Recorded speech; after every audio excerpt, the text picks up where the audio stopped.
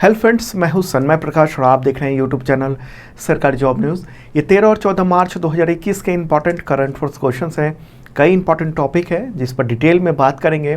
कुछ प्रीव्यू आप देख भी रहे हैं और इस सब का डिटेल में नोट्स भी अवेलेबल है इस वीडियो के डिस्क्रिप्शन में, या आप इसे वीडियो खत्म होने से ठीक पहले मेरे बगल में जो डाउनलोड का लिंक आता है वहाँ से ले सकते हैं PDF। शुरू करते हैं और पहला क्वेश्चन सबसे इंपॉर्टेंट। केंद्र सरकार ने भारत का नया मुख्य सांख्यिकी विद यानी CSI किसे नियुक्त किया है? बहुत इंपॉर्टेंट पोस्ट होता है ये। आंसर होगा डॉक्टर GP सामंत। ओके, 3 साल के लिए नियुक्ति की गई है केंद्र सरकार के द्वारा और वो 1986 बैच IAS अधिकारी हैं। ठीक है, बहुत इंपॉर्टेंट पोस्ट होता है चीफ स्टैटिस्टिशियन ऑफ इंडिया का। ये नेशनल स्टैटिकल ऑर्गेनाइजेशन जो होता है उसके हेड होते हैं, NSO के हेड होते हैं और नेशनल स्टैटिकल कमीशन के सेक्रेटरी होते हैं। उनकी रिस्पॉन्सिबिलिटी बहुत इंपॉर्टेंट है। जैसे GDP के जो आंकड़े होते हैं वो इन्हीं के द्वारा जारी होते हैं। इंडस्ट्रियल प्रोडक्शन, रिटेल इन्फ्लेशन यानी खुदरा महंगाई दर, एम्प्लॉयमेंट और अनएम्प्लॉयमेंट के जो भी आंकड़े होते हैं वो इन्हीं के द्वारा जारी होते हैं। Annual survey of industries, economic census, consumer expenditure सर्वे, इसके अलावा एग्रीकल्चर हाउस होल्ड सर्वे, तो कई सारे इंपॉर्टेंट ये इनका काम है, दायित्व है, इसलिए ये क्वेश्चन भी इंपॉर्टेंट है। ओके, क्योंकि इन्हीं के सर्वे से, इन्हीं के आंकड़े से देश की अर्थव्यवस्था का पता चलता है और आगे क्या हम नीतियाँ बनाने जा रहे हैं उन सब का पता चलता है। आगे बढ़ते हैं। अगले कुछ क्वेश्चंस जो हैं वो साहित्य अकादमी पुरस्कार से रिलेटेड हैं जो कि अभी अभी जारी हुए हैं, तो उन सब पे कुछ क्वेश्चन, उसके बाद और भी टॉपिक है इंपॉर्टेंट, उस पर भी बात करेंगे। तो अगला क्वेश्चन होगा, हिंदी भाषा के लिए साहित्य अकादमी पुरस्कार 2020 के विजेता का नाम बताएं। कौन है विजेता? इस क्वेश्चन को दूसरे ढंग से ऐसे भी दे सकते हैं कि हिंदी में कविता संग्रह के लिए साहित्य अकादमी पुरस्कार पाने वाली देश की पहली महिला साहित्यकार कौन है? पहली महिला साहित्यकार की बात हो रही है हिंदी में कविता संग्रह के लिए पुरस्कार पाने वाली। आंसर है इसका अनामिका। ठीक है, 2 तरह के क्वेश्चन आपने देख लिए, किसी भी तरीके से क्वेश्चन आ सकता है एग्जामिनेशन में। अच्छा, उनको किस कविता संग्रह के लिए ये अवार्ड के लिए चुना गया है? तो हिंदी कविता संग्रह है टोकरी में दिगंत थेरी गाथा, तो इसके लिए चुना गया है और ये बुक आप देख भी रहे, फोटोग्राफ है इसका फ्रंट कवर का। ओके, तो उसके लिए साहित्य अकादमी पुरस्कार 2020 से उनको सम्मानित किया गया है। अवार्ड की घोषणा हो गई है और ये बुक उन्होंने 2014 में लिखी थी। हिंदी में कविता संग्रह के लिए साहित्य अकादमी पुरस्कार पाने वाली वो देश की पहली महिला साहित्यकार है, ये आप बिल्कुल नोट करके रख लेना। अच्छा, आपको बताऊं कि 20 भाषाओं में साहित्य अकादमी पुरस्कार की घोषणा हुई है। इसके अलावा भी कई और भाषाएं हैं जिनके लिए साहित्य अकादमी पुरस्कार दिया जाता है, लेकिन उनकी घोषणा बाद में होगी। ओके, तो साहित्य अकादमी ने, जो कि संगठन है, उसने अभी हाल ही में ये जारी किया है। वर्ष 2020 के लिए अकादमी पुरस्कार की घोषणा हुई है। 7 कविता संग्रह, 4 उपन्यास, 5 कहानी संग्रह, 2 नाटक और एक संस्मरण और 1 महाकाव्य के लिए ये अवार्ड की घोषणा की गई। ठीक है, ये अवार्ड जो है वो 1 जनवरी 2014 से लेकर 31 दिसंबर 2018 के बीच में जो भी पहली बार प्रकाशित बुक थी, पब्लिश बुक थी, उसके लिए ये दिया गया है। विजेताओं को क्या दिया जाता है? तो एक स्पेशल कार्यक्रम होता है, हालांकि अभी डेट का अनाउंसमेंट नहीं हुआ है, तो उसमें 1 लाख रुपए नगद दिए जाते हैं, ताम्र फलक दिया जाता है, शॉल दिया जाता है। तारीख आगे तय होगी और तब अवार्ड दिए जाएंगे, अभी घोषणा हुई है। तो जिन्होंने जीता है, अनामिका, उनके बारे में बता दूं, वो मूल रूप से बिहार के मुजफ्फरपुर की रहने वाली है। उनका जन्म हुआ था 17 अगस्त 1961 को मुजफ्फरपुर में और उन्होंने बाद में दिल्ली यूनिवर्सिटी से अंग्रेजी साहित्य में MA किया, वहीं से DLED PhD वगैरह किया। फ़िलहाल वो दिल्ली में रहती हैं और दिल्ली यूनिवर्सिटी के सरस्वती कॉलेज में टीचिंग कर रही हैं। ठीक है, और कविता के साथ साथ उन्होंने उपन्यास, कहानियाँ, इन सब भी लिखा है, कई अनुवाद भी किए उन्होंने। तो हिंदी कविता में योगदान के लिए साहित्य अकादमी से पहले भी उनको कई सारे अवार्ड मिल चुके हैं, जैसे राजभाषा परिषद पुरस्कार, साहित्य सम्मान, भारत भूषण अग्रवाल सम्मान, केदार सम्मान, ये सब मिल चुके हैं। तो अब बात करते हैं कि साहित्य अकादमी है क्या। देखिए, ये राष्ट्रीय साहित्य संस्थान है जो कि संस्कृति मंत्रालय यानी मिनिस्ट्री ऑफ कल्चर का एक ऑटोनोमस ऑर्गेनाइजेशन है। और इसके प्रेसिडेंट कौन है, अध्यक्ष कौन है? अध्यक्ष तो डॉक्टर चंद्रशेखर कंबार। स्थापना कब हुई थी? 12 मार्च 1954 को। मुख्यालय न्यू दिल्ली में है। अब इससे रिलेटेड अगला क्वेश्चन लेते हैं। अंग्रेजी भाषा के लिए साहित्य अकादमी पुरस्कार 2020 विजेता कौन है? आंसर होगा अरुंधति सुब्रमण्यम। ओके, ये भी महिला है। उनको ये सम्मान किस कविता संग्रह के लिए मिला है? When God is a traveller, उसका फ्रंट कवर आप देख रहे हैं। तो इसके लिए इनको अवार्ड मिला है और ये बुक उन्होंने 2014 में लिखी थी। वो कवित्री हैं, कलाकार हैं, आध्यात्मिकता और संस्कृति पर लिखने वाली लेखिका हैं। उनकी रचनाओं में एक सद्गुरु जग्गी वासुदेव की जीवनी भी शामिल है, मोर देन अ लाइफ। अगला क्वेश्चन लेते हैं, ये भी इंपॉर्टेंट है। राजनीतिज्ञ एम वीरप्पा मोइली को किस भाषा के लिए साहित्य अकादमी पुरस्कार 2020 मिला? आंसर होगा कन्नड़। और उनके महाकाव्य का नाम क्या है? श्री बाहुबली अहिंसा दिग्विजयम। ओके, तो ये उन्होंने लिखा था और इसी के लिए उनको सम्मान किया गया है, सम्मान मिला है। और वो कर्नाटक के पूर्व मुख्यमंत्री हैं और कांग्रेस के लीडर हैं। तो इम्पॉर्टेंट बात है। अब देख लेते हैं कि 20 भाषाओं में जो साहित्य अकादमी पुरस्कार 2020 की लिस्ट जो जारी हुई है, तो कौन कौन से हैं। कुछ तो लिस्ट मैंने बताया, उसको रिपीट भी कर देते हैं और टोटल आपको बता देते हैं। तो आप मेरे बगल में सबकी लिस्ट भी देखते जाएंगे। तो हिंदी में टोकरी में दिगंत थेरी गाथा कविता संग्रह के लिए अनामिका को मिला है। इंग्लिश भाषा में when God is a traveller, ये भी कविता संग्रह है, तो उसके लिए अरुंधति सुब्रमण्यम को मिला है। संस्कृत भाषा के लिए वैशाली उपन्यास के लेखक महेश चंद्र शर्मा गौतम को मिला है अवार्ड। उर्दू में बात करें तो अमावस में ख्वाब, ये उपन्यास है, उसके लिए हुसैन उल हक को मिला है। मैथिली भाषा में गाछ रूसल आछी, ये कहानी है, उसके लिए कमलकांत झा को मिला है। कन्नड़ में श्री बाहुबली अहिंसा दिग्विजयम महाकाव्य, उसके लिए एम वीरप्पा मोइली को मिला है। असमिया भाषा के लिए बैंस्ता के कहानी के लेखक हैं अपूर्व कुमार शैकिया, तो उनको मिला है। बांग्ला भाषा की बात करें तो एका एका एकाशी, ये संस्मरण है, उसके लेखक शंकर यानी मणिशंकर मुखोपाध्याय को मिला है अवार्ड। बोडो भाषा में गोथे नाय लामा याव गोदान आगाही, एक कहानी संग्रह है, उसके लिए स्वर्गीय धरणीधर औवारी को मिला है। डोगरी भाषा में बाव जितमल नाटक है, उसके लिए ज्ञान सिंह को मिला है। गुजराती भाषा में बनारसी डायरी एक कविता संग्रह है, उसके लिए हरीश मीनाश्रू को मिला है। कश्मीरी भाषा में बात करें तो तिलिस्मी ए खाना बदोश एक कहानी है, उसके लिए मिला है स्वर्गीय हृदय कौल भारती को। कोंकणी भाषा के लिए कविता संग्रह है युग परिवर्तन नाचो यात्री, तो उसके लिए ये मिला है आर.एस. भास्कर को। मणिपुरी भाषा की बात करें तो कविता संग्रह है मलंग बाना करी है, तो इसके लिए इरंग गबम देवन उनको मिला है। मराठी की बात करें तो उद्या उपन्यास है, उसके लिए नंदा खेर को मिला है।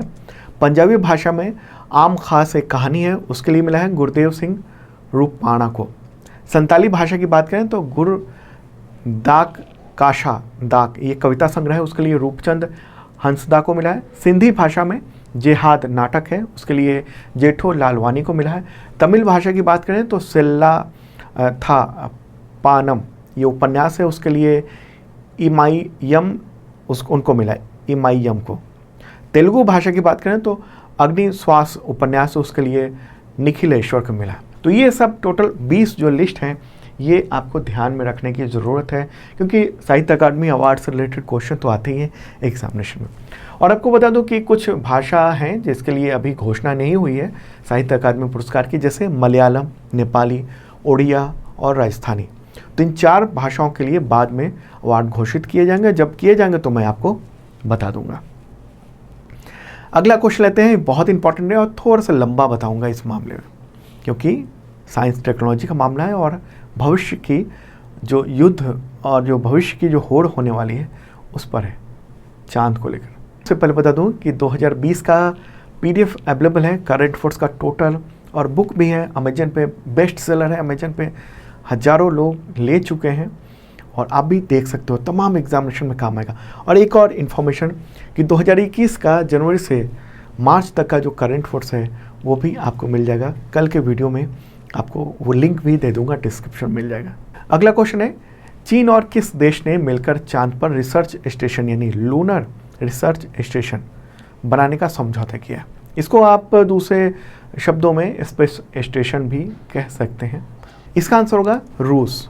ओके, देखिए रूस का जो स्पेस एजेंसी है उसका नाम क्या है, रोसमोकॉस, ओके।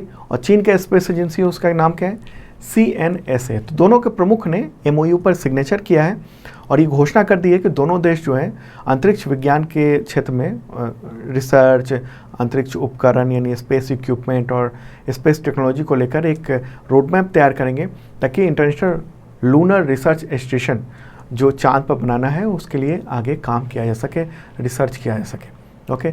और इसमें यही है कि चांद पर लंबे समय तक मानव के रहने और वहाँ ऑपरेशन चलाने के लिए एक व्यवस्था की जाएगी।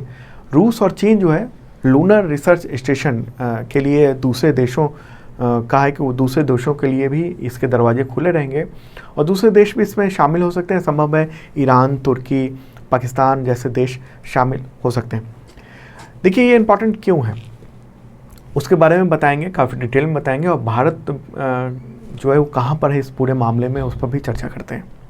पहले बात कर लेते हैं कि क्या चल रहा था। देखिए पहले रूस जो है वो अमेरिका से बात कर रहा था लूनर रिसर्च स्टेशन बनाने के लिए यानी चांद पर, ठीक है।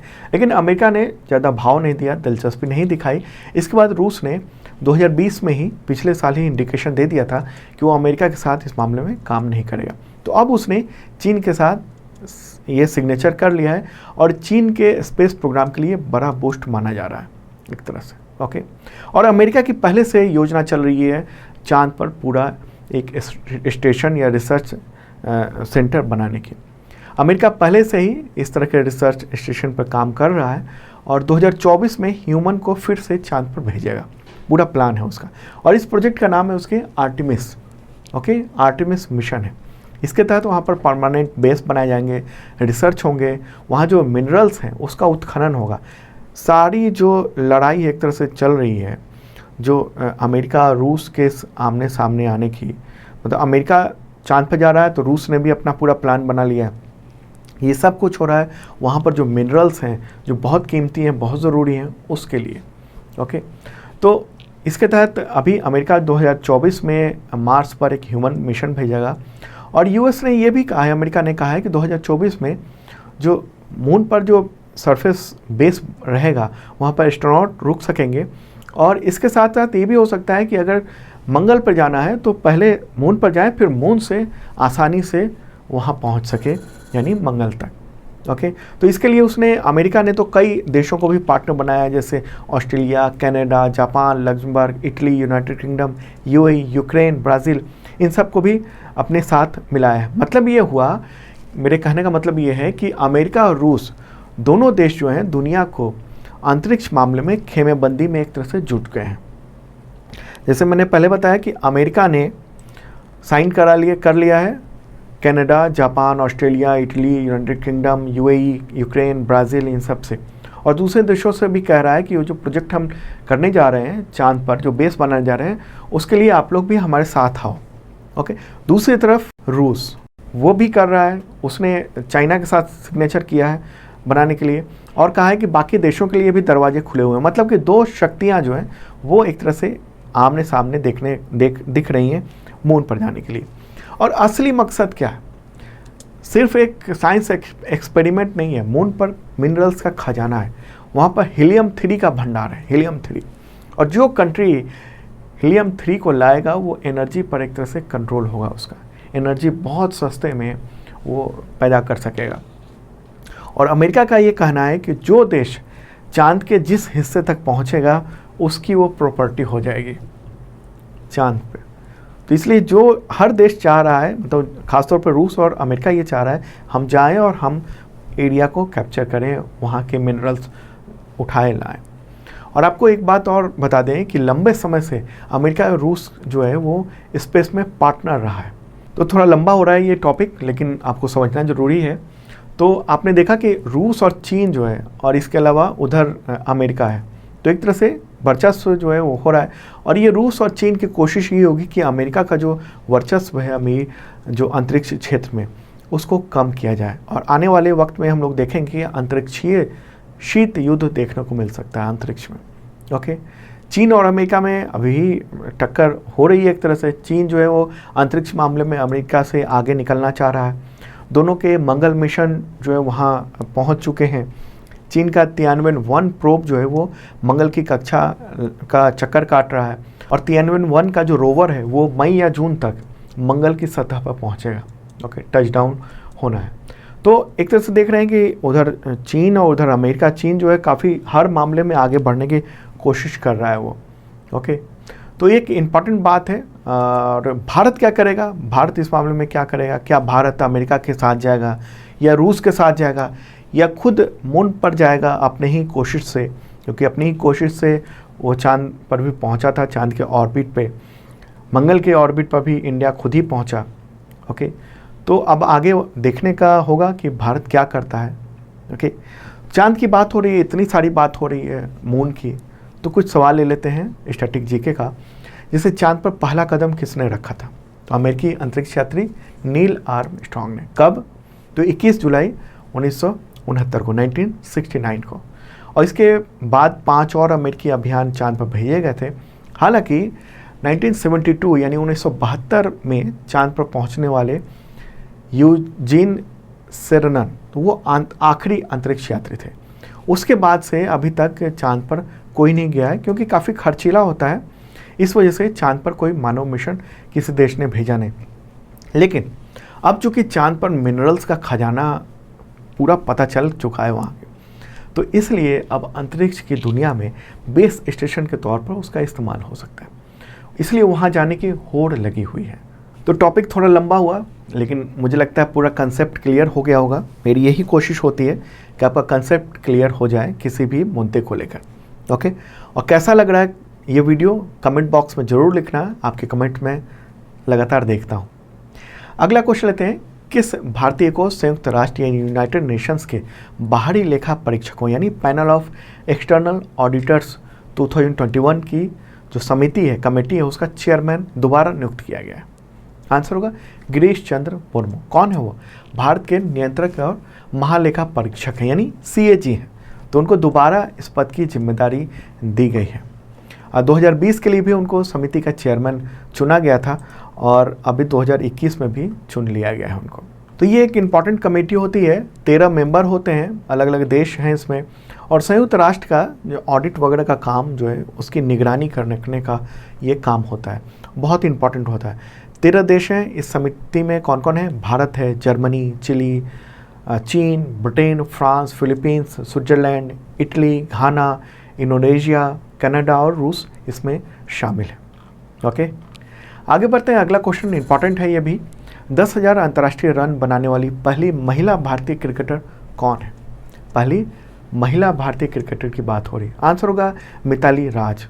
ओके, अभी हाल ही में ये उपलब्धि उन्होंने हासिल की। दक्षिण अफ्रीका के खिलाफ चल रहे एक दिवसीय क्रिकेट सीरीज में उन्होंने ये कारनामा करके दिखाया है।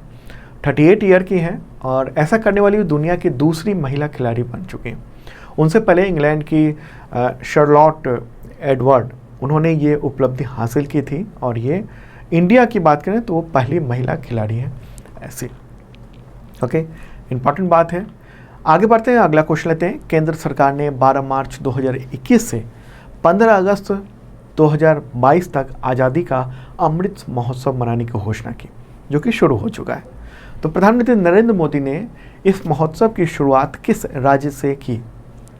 आंसर होगा गुजरात। ओके, देखिए अभी हाल ही में महात्मा गांधी के नमक सत्याग्रह के 91 ईयर पूरे होने पर 12 मार्च को प्रधानमंत्री नरेंद्र मोदी ने गुजरात के साबरमती आश्रम से दांडी यात्रा को हरी झंडी दिखाई और इस पूरे अभियान को भी एक तरह से शुरुआत की।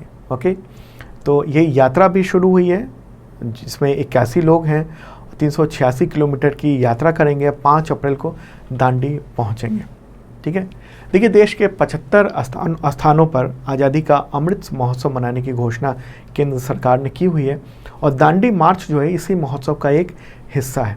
और ये आयोजन आज़ादी के 75 वर्ष मनाने के लिए किया जा रहा है। दांडी मार्च आप जानते ही होंगे, नमक के उत्पादन पर ब्रिटिश एकाधिकार के खिलाफ महात्मा गांधी ने अहिंसक विरोध किया था। ये जो दांडी मार्च है वो शुरू हुआ था 12 मार्च 1930 को। 24 दिनों का ये दांडी मार्च था, तो उसी की याद में टोटल अभी 12 मार्च को ये शुरू किया गया है दांडी मार्च, जिसको प्रधानमंत्री नरेंद्र मोदी ने हरी झंडी दिखाई। ओके, चलिए आगे बढ़ते हैं। अगला क्वेश्चन लेते हैं। किस बॉलीवुड स्टार को यंग ग्लोबल लीडर की WEF यानी वर्ल्ड इकोनॉमिक फोरम सूची में 10 मार्च 2021 को शामिल किया गया? आंसर होगा दीपिका पादुकोण। एक्ट्रेस हैं दीपिका पादुकोण, तो उनको विश्व आर्थिक मंच की यंग ग्लोबल लीडर्स की लिस्ट में शामिल किया गया है। अभी हाल ही में 10 मार्च को ये शामिल किया गया है। ये लिस्ट है 40 साल से कम उम्र के 112 लोगों की। इसमें अलग अलग क्षेत्र के लोग हैं। मेडिकल नोबेल पुरस्कार विजेता, पुलित्जर पुरस्कार विजेता, हेड ऑफ नेशंस हैं, CEO, ये सब शामिल हैं। और ये इसलिए है ताकि दुनिया का एक बेहतर निर्माण हो सके, दुनिया की दिशा बेहतर कर सकें, इसलिए ये बनाया हुआ। WEF यानी वर्ल्ड इकोनॉमिक फोरम, उसका मुख्यालय कहाँ है? जिनेवा, स्विट्जरलैंड में। अगला क्वेश्चन लेते हैं। पहले केंद्रीय मंत्री का नाम बताएं जिन्होंने टेरिटोरियल आर्मी में कैप्टन के रूप में प्रमोशन पाया है। फर्स्ट आंसर होगा अनुराग ठाकुर। केंद्रीय वित्त और कॉर्पोरेट मामलों के राज्य मंत्री हैं अनुराग ठाकुर। तो उनको कमीशन अधिकारी के रूप में, जो टेरिटोरियल आर्मी है, हिंदी में कहते हैं प्रादेशिक सेना, तो उसमें कैप्टन के रूप में प्रमोट किया गया है। ठीक है, इंपॉर्टेंट बात है। टेरिटोरियल आर्मी यानी प्रादेशिक सेना क्या होता है? देखिए, टेरिटोरियल आर्मी जो है वो भारतीय सेना की एक इकाई है।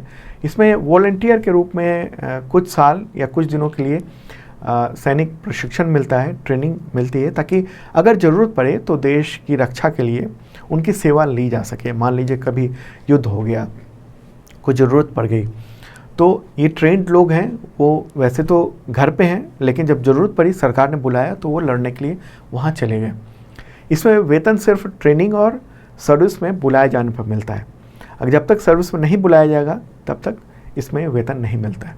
तो एक इम्पॉर्टेंट बात है। आगे बढ़ते हैं। अगला क्वेश्चन है, विश्व किडनी दिवस कब मनाया जाता है? World kidney day. आंसर होगा मार्च के दूसरे गुरुवार को। और 2021 में ये दिवस कब मनाया गया? 11 मार्च को। ओके, इम्पॉर्टेंट बात है। वर्ल्ड किडनी डे 2021 की थीम क्या है? Kidney health for everyone everywhere. अगला क्वेश्चन है, no smoking day. No smoking day कब मनाया जाता है? आंसर होगा मार्च के दूसरे बुधवार को। और 2021 में ये दिवस 10 मार्च को मनाया गया है धूम्रपान से निजात दिलाने के लिए, क्योंकि स्मोकिंग से बहुत नुकसान है। अगला क्वेश्चन लेते हैं। केंद्रीय औद्योगिक सुरक्षा बल यानी CISF, इसका स्थापना दिवस कब मनाया जाता है? आंसर होगा 10 मार्च। ओके, 10 मार्च 1969 को CISF की स्थापना की गई थी और ये केंद्रीय गृह मंत्रालय के अधीन होता है।